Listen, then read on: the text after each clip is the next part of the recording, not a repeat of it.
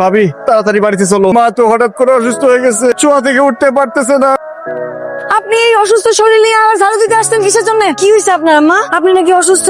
আমি অসুস্থ হইতে যাবো কেন? আমার দেখে কি অসুস্থ মনে হইতেছে? আরে আল্লাহর রহমতে আমি পুরোপুরি ঠিক আছি। ইমরান, তুমি কেন আমাকে বাড়িতে গিয়া কইলা যে আম্মা অসুস্থ? তোমারে আমাকে বাড়িতে নিয়ে আসার লাগিয়া মানে তুমি বাপের বাড়িতে গিয়ে আরাম করবা, আর আমার মা এই বয়সে সংসারের কাজ করবো, রান্না বান্না করবো, এইটা তো হইব না। আর তাছাড়া তোমার সাথে ঝগড়া করতে করতে আমার একটা অভ্যাস হয়ে গেছে। এখন তোমার সাথে ঝগড়া না করলে, দুষ্টামি না করলে আমার পেটের ভাত হজম হয় না। এই জন্য মায়ের অসুস্থতার মিথ্যা কথা বলে তোমার এই বাড়িতে নিয়ে এসেছি।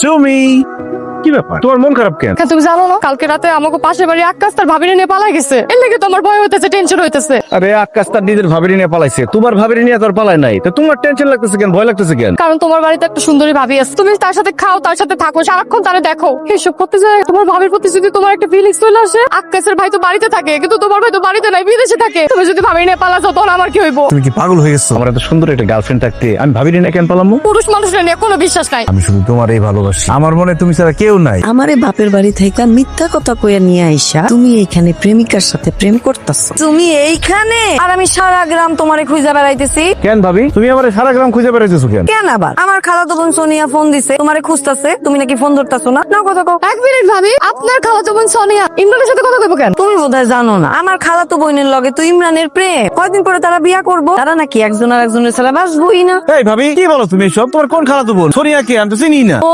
সুমি সামনে খাড়ায় রইছে, এই জন্য এখন আমার খালাতো বোনরা চিনতে পারতেছো না। দেখো ভাবি, এখানে মজা করো না তো, তুমি ভাবির কথা বিশ্বাস করো না, ভাবি মিথ্যা কথা কইতেছে। আমি যা বলতেছি সত্যি বলতেছি। বেঈমান, প্রতারক, বিশ্বাসঘাতক। আমার লগে প্রেম কইরা ভাবির খালাতো বোনের লগে প্রেম করস, তার লগে কথা কস। অস্ত্রের পর থেকে আমার চোখের সামনে আবি না।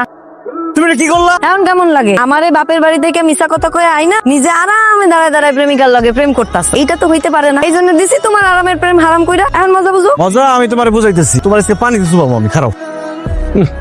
ভাবি, রান্নার সময় তোমার মন কই থাকে? কেন, কি হইছে? বাপের বাড়ি গিয়ে কি ঘাস কাটছো? রান্নাটা ঠিক মতো শিখতে পারো নাই? ইমরান, আজকে রান্না কিন্তু আমি করছি। তুমি করছো? খুব একটা খারাপ হয় নাই, খাওয়া যায় আর কি। কিন্তু মা, ভাবি থাকতে তুমি কেন রান্না করতে গেছো? না না মা, কাজটা তুমি একদম ঠিক করো নাই। ভাবির হাতে রান্না খাইতে খাইতে আমার অভ্যাস হয়ে গেছে না, এখন ভাবির হাতে রান্না ছাড়া আমি খাইতে পারবো না। রং করো না তো, চুপচাপ খায় নাও। যাও একটা মাছ ভাজা নিয়ে আসো। আম্মা দেখছেন, এখন এই রাইতের বেলা আমি তার জন্য মাছ ভাজি করতে যাবো। ইমরান, বউটারে কেন চালাইতেছস কত? আজকে আমি যা রান্না করছি খায় না, কাল সকালে তো বৌমা আবার রান্না করবো। তাহলে কালকে সকালে খামাই, আমার খাম না। এই হইছে, যাইতেছি আমি মাছ ভাজতে। ভাবির কাছ থেকে রান্না ঠিক মতো শিখো, তোমার রান্না তো মুখেই দেওয়া যায় না। আরে বৌমা আসার পর তো আমার রান্না করতেই হয় না, সব তো সেই করে। আমি ভুলেই গেছি রান্না বান্না। তুমি চলে আসো তাড়াতাড়ি আমার কাছে। আমার একা একা একদম ভালো লাগতেছে। আমার সোনা গয়না কিচ্ছু দরকার নাই। তোমারে সাইরা আমারও বিদেশে ভালো লাগে না। তোমার কথা মনে হইলে আমার বুকের ভিতরটা একদম ভেঙে যায়, মনে হয় লাভ দিয়ে দেশে চলে আসি। তুমি মন খারাপ করো না, আমি আর খুব বেশি দিন বিদেশে থাকুম না, 1 বছর। সত্যি কইতেছো? সত্যি কইতেছি। কি ব্যাপার সুমি, তোমার এতবার ফোন দিলাম, তুমি ফোন দিলো না কেন? আপনি আমার ফোন দিবেন কেন? আমি আপনাকে? আরে তুমি এখন ওইটা নিয়ে রাগ করে রইছো? ভাবি তো ওই দিন মিথ্যা কথা কইছে। তোমার ভাবি কার মিথ্যা কথা কইতে যাইবো? আরে ভাবি বাপের বাড়িতে বেড়াতে গেছিল না, আমি ভাবির মিথ্যা কথা কইয়া নিয়ে আইছি, এই জন্য তোমার মিথ্যা কথা কইছে। সত্যি হইতাছো? সত্যি সত্যি। আর ভাবির তো কোনো খালাতো বইরই নাই। তাইলে ঠিক আছে। হ্যালো, আসসালামু আলাইকুম। ওয়ালাইকুম আসসালাম। আপনি কি শফিকের ছোট ভাই ইমরান কইতেছেন? জি আমি ইমরান, আপনি? আমি শফিকের বন্ধু। আপনার ভাইজান অ্যাক্সিডেন্ট করছে, আমরা এখন তার নিয়ে হসপিটাল আছি। আপনার মারে আর ভাবিরে তার লেগে দোয়া করতে হবে। কি হয়েছে আম্মা? শরীর খারাপ লাগতেছে? বুঝতেছি না, বুকটার ভিতর কেমন ধরপড় ধরপড় করতেছে। শরীর খারাপ লাগতেছে মনে হয়, পানি খান। কিরে বাবা, কি হয়েছে তোর? এমন লাগতেছে কেন তোরে? মা, ভাইজান ভাইজান? ভাইজান নাকি সকালে কাজে যাওয়ার সময় অ্যাক্সিডেন্ট করছে। কি কইতাছস? আমি তোমার কথা বিশ্বাস করি না। কে কইছে তোমার এইসব? ভাইজানের এক বন্ধু আমার ফোন দিছিল। আমার বুকের ভিতর ধরপড় করতেছিল। কে ফোন করছে? তুই ফোন করছ? ভাইজানের বন্ধু যে ফোন দিছিল তার নাম্বার থেকে ফোন আসছে। ধরো কিচ্ছু হয়নি। হ্যালো ভাই, আপনার ভাইজান কিছুক্ষণ আগে মারা গেছে। ভাইজান আর নাই মা।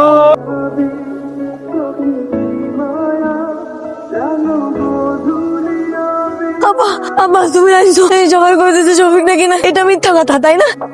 না রে মা, সত্যি সত্যি মারা গেছে।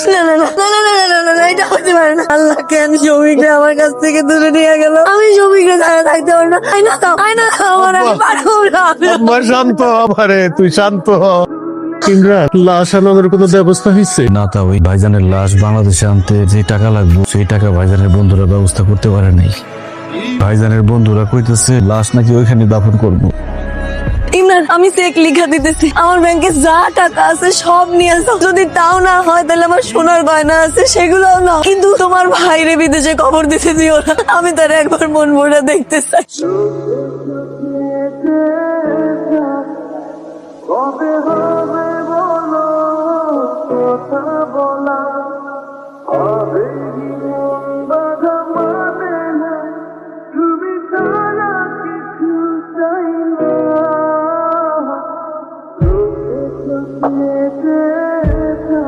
আমি তোরে নিতে আইছি, চল। আমি আমার স্বামীর বাড়ি ছেড়ে কোথাও যাবো না। আমি আমার বাকি জীবনটা এই বাড়িতেই থাকতে চাই। বেই আপনি এসব কি বলতেছেন? বৌমার আপনি নিয়ে যাবেন কেন? জামাই বাবাজি মরে গেছে, আমার মেয়েটা আপনার বাড়িতে কিসের আশায় থাকবে বলেন? স্বামী মরে গেলে মেয়ে গো শ্বশুর বাড়িতে কোনো দাম থাকে না। আমার মাইয়া কি এমন বয়স হয়েছে কোন? আমি বাইসা থাকতে আমি তো তার এইভাবে তিলে তিলে শেষ হয়ে যাইতে দিতে পারুম না। তাই আমি তার এইখান থেকে নিয়ে গিয়া ভালো ছেলে দেখা আবার বিয়ে দেব। তা ওই ভাইজান ভাবির অনেক ভালোবাসতো, ভাবির এই বাড়ি থেকে নিয়ে অন্য কোথাও বিয়া দিয়েন না। ভাবি যদি এই বাড়িতে থাকে তাহলে আমার কাছে মনে হইব আমার ভাইজানও আছে। তো আমার মাইয়া এই বাড়িতে থাকলে আশেপাশের মানুষ তো তারে বিধবা কইব, অপয় কইব। দিয়াই আজকে আপনি বাইসা আছে, আপনি যখন চলে যাবেন তখন আমার মেয়েটারে কে দেখবো? ইমরা যখন বিয়া করব তার বউ তো এই বাড়িতে আইসা আমার এই বিধবা মায়ের মাইনে নিতে পারবো না। স্বামী মইরা যাওয়ার পরে আমার মাইয়ার তো এই বাড়ির সাথে সব পরিচয় মুছে গেছে, কোন পরিচয় সে থাকবো? ইমরানের বইয়ের পরিচয় এই বাইরেতে থাকবো। আমি আমার ছোট ছেলে ইমরানের সাথে আমার বৌমার বিয়ে দিতে চাই। আল্লাহর দোহাই লাগে আম্মা, আপনি এই কথা কইেন না। ইমরান আমার দেব, এটা সম্ভব না, এটা সম্ভব না, এটা সম্ভব না। এটা কোনোদিনও সম্ভব না। বৌমারে তোর বিয়া করতেই হইব, এটা সন্তান হিসাবে তোর প্রতি তোর মায়ের আদেশ। তুমি আমার এমন আদেশ করো না, তোমার এই আদেশ আমি রাখতে পারুম না। ভাবির সাথে দেবরের বিয়ের তো রেওয়াজ আছে, আস্তে আস্তে সব ঠিক হয়ে যাবে বাবা। তুমি আমার মা হয়ে আমার কেন এই কঠিন পরীক্ষার মধ্যে ফেলাইতেছো কও? কারণ আমার বড় ছেলেটার সহায় সম্পত্তি তো আমার রক্ষা করতে হইব। ভুলে গেছে শফিক বিদেশ থেকে যত টাকা পয়সা পাঠাইছে বৌমার অ্যাকাউন্টে পাঠাইছে। বিদেশ যাওয়ার পর যে জায়গা জমিগুলি কিনছে এগুলি তো সব বৌমার নামে। এখন যদি বৌমা চলে যায় আমার ছেলে মাথার ঘাম পায়ে ফেলা টাকা আর এই সহায় সম্পত্তি সব চলে যাইব না। তাই আমার ছেলের সম্পত্তি রক্ষার জন্য এই বিয়ে তোরে করতেই হইব। যদি এই বিয়ে না করো আমি বিষ খাইয়া মরে যাব। মারে অনেক চিন্তা করে দেখলাম আমি যদি তোরে আরেক জায়গায় বিয়া দিই এখন হয়তো সেই ছেলে মাইনা নিব, কিন্তু কিছুদিন পরে তোর যে আরেকটা বিয়া হয়েছিল এইগুলা নিয়ে খোটা দিবই দিব। তোর জীবনে আরো অশান্তি বাইরে যাবে। তোর শাশুড়ি যে প্রস্তাবটা দিছে আমার খুব পছন্দ হয়েছে।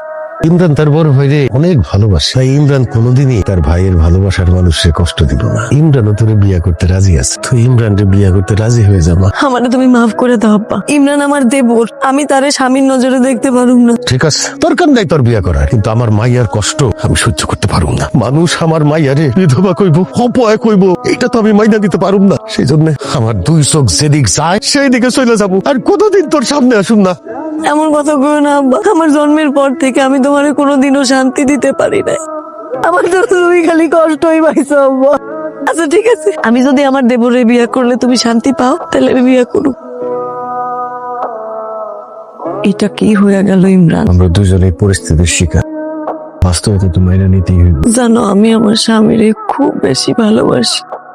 আমি কোনোদিন তোমার স্বামী হিসেবে মাইনে নিতে পারবো না। তুমি আমার কাছ থেকে কোনোদিনও স্বামীর অধিকার দাবি করবা না। আমি কোনো অধিকারের জন্য তোমার বিয়ে করি নাই। তুমি আমার কাছে আমার ভাইয়ের আমানত, এই আমানত আমি খেয়ানত করতে পারুম না।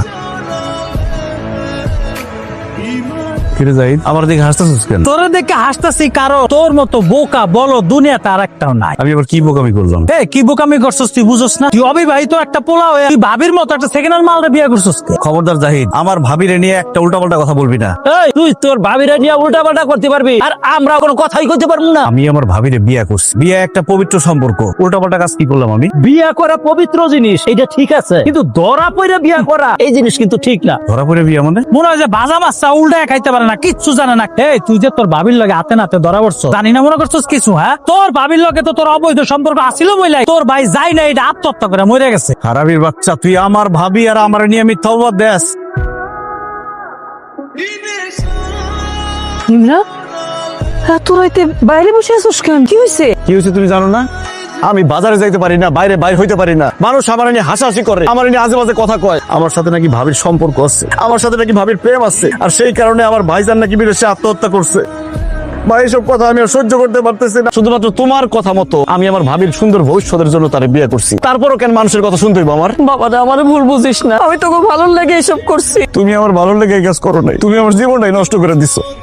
যে মানুষটার সাথে আমার বিয়ে দিছো সে কোনোদিন আমার স্বামী হিসেবে মেনে নিতে পারবো না। আমার জীবনের কোনো দাম আছে? আমি মরে গেলে সব থেকে ভালো হইতো, তাহলে তোমরা কেউ কিচ্ছু হারাইতাম না। আমার দুই চোখ যেদিকে যায় আমি সেদিকে চলে যাবো। মা ভাবিনি দেখছো? না তো, ঘরে নাই। না ঘরে তো নাই। ঘুম থেকে ওঠার পরে দেখলাম যে বিছানার মধ্যে এই টাকা পয়সা, দলিল আর একটা চিঠি। চিঠি? কি লিখছে চিঠিতে? ইমরান, তুমি যখন চিঠিটা পড়বা আমি তখন অনেক দূরে কোথায় গেছি সেটা জানার চেষ্টা করো না। এই বাড়িতে আমি অনেক স্মৃতি রাইখা যাইতেছি। তুমি আমারে সব সময় সম্মান দিস, তোমার কাছে আমি সারা জীবন কৃতজ্ঞ থাকবো। কিন্তু ইমরান, এই সমাজ আমাদের সম্পর্কটারে কোনোদিন বুঝবো না। প্রতিদিনের অপবাদ, অপমান আমি না আর সহ্য করতে পারতেছিলাম না। তাই আমি সইরে চাইতেছি। তোমার ভাইয়ের রাইখা যাওয়া সব সম্পত্তি সব তোমার নামে দিয়ে গেলাম। আম্মা, আমি চেষ্টা করছি আম্মা, খুব চেষ্টা করছি মাইনা নিতে, আমি পারি নাই। আমারে মাফ করে দিয়ে আম্মা, আমার চলে যাওয়াটারে দয়া করে ভুল বুঝবেন না।